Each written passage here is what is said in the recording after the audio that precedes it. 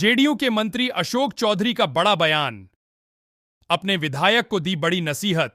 बिहार सरकार के मंत्री अशोक चौधरी का बड़ा बयान। गोपाल मंडल के बयानों की कड़ी शब्दों की भर्त्सना। उन्होंने कहा कि हम लोग पिस्टल, गोली और बारूद वाले लोग नहीं हैं।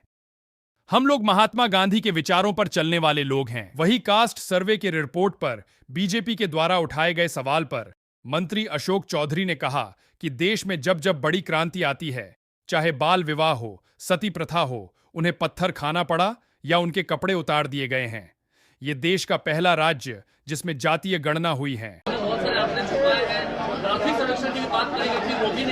ऐसा है कि जब जब बड़ी देश में जब जब बड़ी क्रांति कुछ आती है, चाहे सती प्रथा का विरोध हो, चाहे बाल विवाह का विरोध हो, जिन जिन नेताओं ने, जिन जिन राजनेताओं ने इसकी शुरुआत की, उनको ढेला खाना पड़ा, उनका धोती तक खोल दिया गया। और जातीय गणना एक ऐसा बेटा इस देश में पैदा लिया जितने हिम्मत जुटाया, और देश में पहला राज्य बना बिहार जिसमें जातीय गणना, जो लोग पेरियार हो या फिर ज्ञानी जैल सिंह हो, कर्पूरी ठाकुर हो, इन लोगों की बात थी कि जिसकी जितनी आबादी उसको इतनी हिस्सेदारी।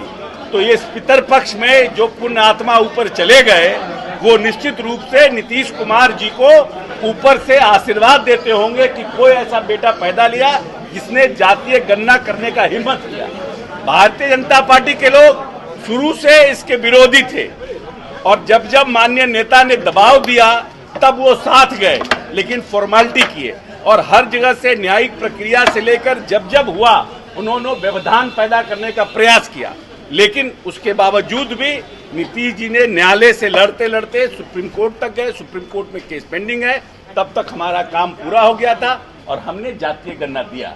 जिनके लोगों को दर्द है और जिनको लगता है कि जातीय गणना का रिपोर्ट ठीक नहीं है, उनको बताना चाहिए।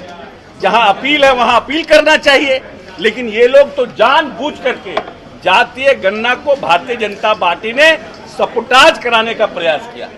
इसीलिए जो बड़ा तबका इस प्रदेश में और इस देश में बराबर ये बात कहता रहा है, जिसकी जितनी आबादी उतनी उसकी हिस्सेदारी, उन सभी लोगों का नीतीश कुमार के प्रति पूरी भावना है, और हम लोग गर्व महसूस करते हैं कि ऐसे नेता के साथ हमको काम करने का मौका मिला।